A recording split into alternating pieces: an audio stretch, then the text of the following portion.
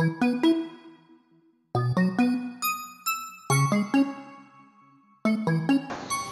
akan membacakan cerita inspiratif dengan berjudul Dana Diaksa, karya dari Kumbang Pulkade.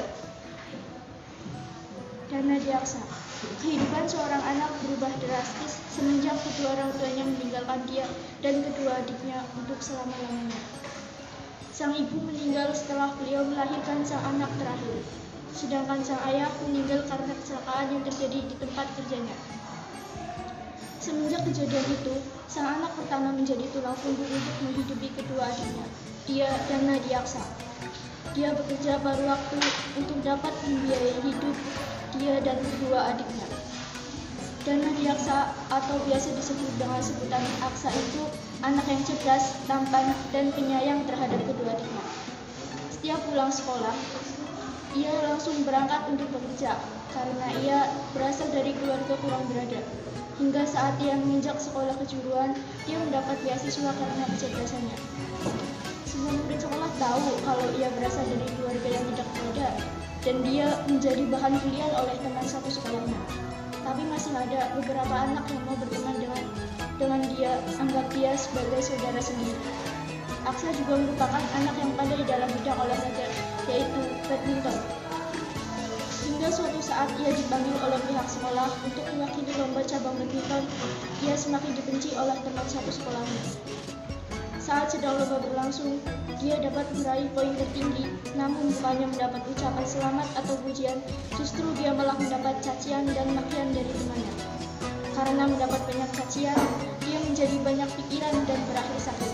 Padahal esok hari ia masih harus tanding untuk final. Setelah mengetahui kondisi teman yang sudah dianggap saudara sendiri sakit, Raiden atau sahabat Aksa pun menjadi emosi dan marah terhadap teman-teman satu sekolahnya itu. Karena Raiden yakin bahwa Aksa sakit pasti karena cacian dari teman-temannya.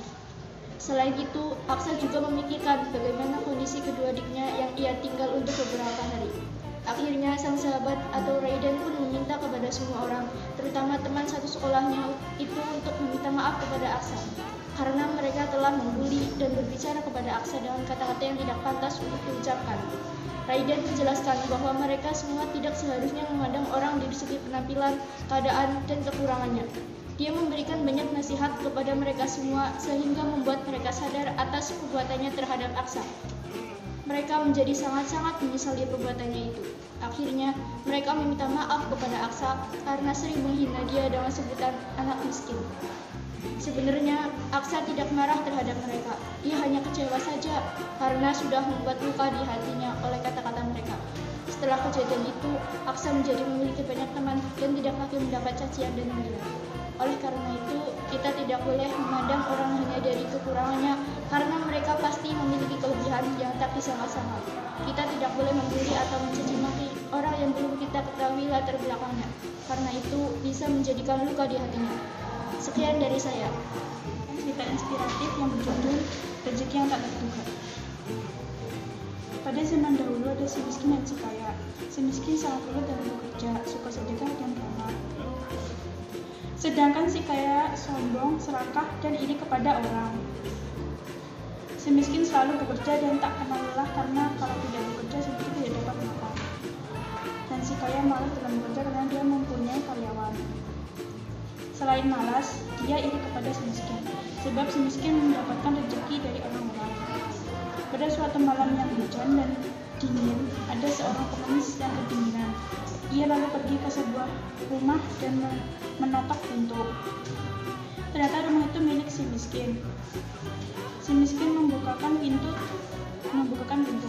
Ternyata ada seorang pengemis. Ia lalu bilang kepada seorang pengemis, "Astagfirullah, kenapa Bapak di sini?" Terus basah kuyup. Lalu seorang pengemis menjawab, "Saya pengemis dan tidak punya rumah. Apakah saya boleh menginap di sini?" Si miskin menjawab, "Boleh Pak, silakan masuk. Saya akan menyiapkan tempat tidur." Seorang pengemis berterima kasih. "Terima kasih Pak, sudah mengizinkan saya tidur di tempat Bapak." Si miskin pun menyiapkan tempat tidur. Setelah menyiapkan tempat tidur, ia langsung menyembelih ayam yang ia miliki dan dimasak untuk dimakan seorang pengemis. Si miskin, "Pak, sebelum tidur Bapak makan dulu ya, saya sudah siapkan." Seorang pengemis pun berterima kasih. Bapak repot-repot banget, padahal saya cuma mau menginap, malah dibuatin makanan. Makasih ya Pak. Si miskin menjawab, tidak repot kok Pak, kebetulan saya punya banyak ayam. Setelah berbincang-bincang sambil makan, seorang pengemis ngantuk. Pak, saya ngantuk, apakah saya boleh tidur sekarang? Si miskin mempersilahkan. Silakan Pak, kamarnya sudah saya bersihkan, tapi kamarnya sempit. Seorang pengemis menjawab, tidak apa-apa Pak, yang penting saya tidur tanpa kehujanan. Setelah itu semua pun tidur. Pada tengah malam si pengemis ingin pulang kerja karena tidak tahu tempatnya. Akhirnya ia membangunkan si miskin. Bapak, saya minta tolong untuk diantarkan ke WC. Si miskin menjawab, boleh Pak, tapi saya nggak punya toilet dan sungai di sini jauh. Tidak apa-apa Pak. Akhirnya si miskin mengantarkan pengemis itu. Karena pengemis itu malah banyak jadi bolak-balik ke sungai. Karena pengemis itu sudah tua, si miskin takut pengemis itu kecapean. Karena Bapak sudah tua dan saya takut Bapak kecapean, gimana kalau Bapak ingin pulang di tempat tidur saja? Pengemis, boleh Pak, apa tidak merepotkan? Si miskin menjawab, boleh Pak, daripada bolak-balik, lagi pula sungai juga jauh. Akhirnya pengemis itu mengambil di tempat tidur. Pagi-pagi sekali si miskin pergi ke kamar pengemis, tapi pengemis itu tidak ada. Loh, kok Bapak pengemis ini tidak ada? Setelah itu si miskin pergi ke sungai atau membersihkan tempat tidur yang sudah penuh kotoran. Lagi membersihkan, ia bingung dan bersyukur karena kotoran yang ia bersihkan jadi emas yang berkilauan. Lah kok jadi emas? Ternyata pengemis itu jelmaan malaikat untuk menguji manusia. Setelah mendapatkan emas, lalu dijual oleh si miskin dan untuk membeli rumah. Karena isu sudah banyak beredar, si kaya pergi ke rumah si miskin. Ia bertanya dari mana ia mendapatkan semua ini. Akhirnya si miskin menceritakan semuanya. Karena si kaya serakah, akhirnya ia mengundang 5 pengemis itu datang ke rumahnya. Ia melayani pengemis itu persis seperti yang dilakukan si miskin. Ternyata 5 pengemis itu mencuri semua harta yang dimiliki si kaya. Paginya si kaya kaget sebab semua hartanya sudah dicuri oleh pengemis itu. Jadi si kaya menjadi pengemis karena rumah dan tokonya habis ia jual untuk menutupi utangnya. Si miskin mendengar tentang si kaya yang jatuh miskin. Akhirnya si miskin menolong si kaya. Ia mempersilahkan tinggal di rumahnya. Si kaya heran karena selama ini ia jahat kepada si miskin, kenapa ia menolong si kaya. Dan dari itu akhirnya si kaya sadar. Dari cerita itu bisa disimpulkan bahwa sifat sombong, iri, dan serakah tidak dapat membuat kita menjadi lebih maju, malah membuat kita miskin.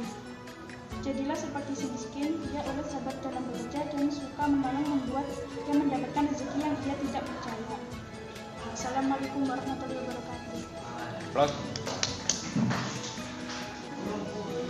Di sini saya akan membacakan cerita inspiratif yang berjudul Rajin Pangkal Pandai. Pada masa dahulu, waktu kelas 8 semester 2, ada seorang anak perempuan yang mempunyai sifat pemalas. Dia sangat malas belajar karena kemalasannya itu menjadi peringkatnya turun. Orang tuanya sangat cemas dengan sifat anaknya. Suatu hari, ada seorang guru dari sekolahnya memanggil anak itu. Sang guru berkata, "Nak, kamu ikut seleksi Olimpiade Matematika ya?" Sang anak itu terkejut dengan ucapan guru tersebut. Hari demi hari, minggu demi minggu, sampailah di hari penyeleksian Olimpiade Matematika. Sesampai di tempat itu, guru memberikan soal seleksi. Setelah melihat soal, ternyata soal itu sangat sulit dan belum pernah diketahui sebelumnya. Suatu hari, anak itu menerima hasil seleksi Olimpiade Matematika. Dia terkejut karena dia lolos. Guru mengajak anak itu untuk mengikuti les matematika. Di tempat les, dia melihat anak yang pintar sekali. Padahal anak pintar tersebut masih kelas 7. Anak itu sangat malu karena kebodohannya itu. Dia mendapatkan semangat dari kakak kandungnya. Lalu dia terus belajar agar ikut Olimpiade Matematika tingkat kecamatan. Setelah beberapa waktu, anak itu mulai paham bahwa dia dipertemukan oleh Allah dengan adik kelas 7 yang pintar itu agar dirinya bangun dari sifat kemalasan. Sekian waktu berlalu, akhirnya sang anak bangga karena ia menjuarai lomba Olimpiade Matematika. Saat dia datang ke ayahnya dan menceritakan semuanya, anak itu berkata, "Ayah, aku menang lomba." Ia melihat ekspresi ayahnya yang sangat bangga terhadap dirinya. Hal tersebut persis dengan peribahasa rajin pangkal pandai. Seseorang yang rajin pasti dia akan pandai. Ingat, kita harus bisa membahagiakan orang tua kita dengan cara membuatnya senyum dengan hasil yang kita kerjakan. Anak itu menjadikan kejadian-kejadian pada masa lalu menjadi pondasi, menjadi penyemangat agar sukses di masa yang akan datang. Terima kasih. Oke, aplaus. Di sini saya akan membacakan cerita inspiratif yang berjudul Rajin Pangkal Pandai. Pada masa dahulu, waktu kelas 8 semester 2, ada seorang anak perempuan yang mempunyai sifat pemalas. Dia sangat malas belajar, karena kemalasannya itu menjadi peringkatnya turun. Orang tuanya sangat cemas dengan sifat anaknya. Suatu hari, ada seorang guru dari sekolahnya memanggil anak itu. Sang guru berkata, "Nak, kamu ikut seleksi Olimpiade Matematika ya?" Sang anak itu terkejut dengan ucapan guru tersebut. Hari demi hari,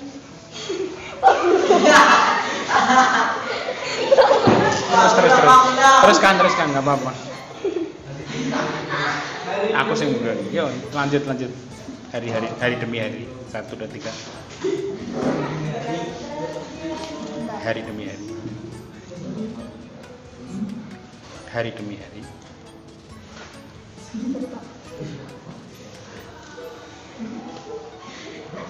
1, 2, 3. hari demi hari, minggu demi minggu, sampailah di hari penyeleksian Olimpiade Matematika. Sesampai di tempat itu, guru memberikan soal seleksi. Setelah melihat soal, ternyata soal itu sangat sulit dan belum pernah diketahui sebelumnya. Suatu hari, anak itu menerima hasil seleksi Olimpiade Matematika. Dia terkejut karena dia lolos.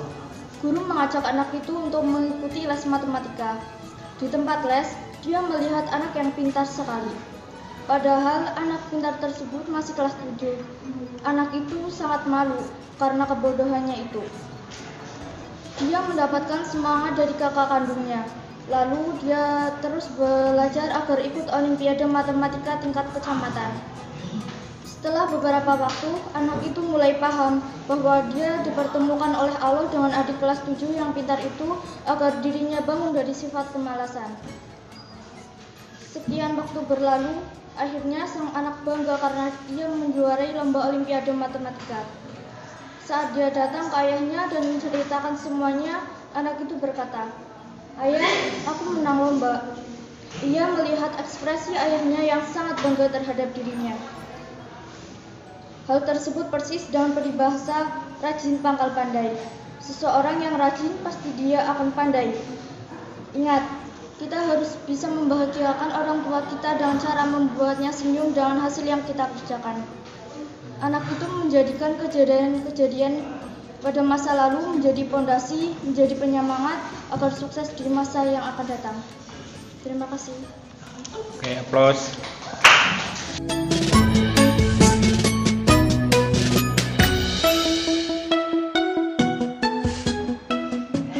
Pucuk teh. 1.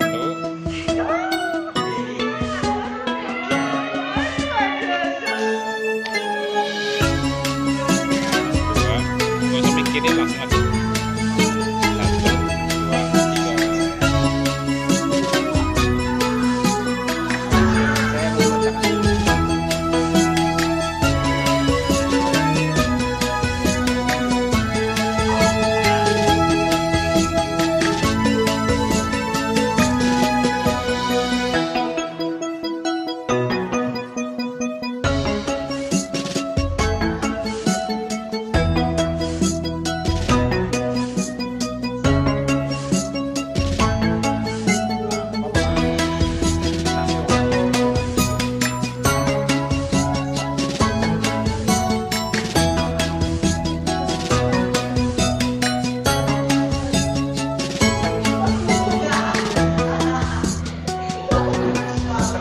Teruskan, nggak apa-apa.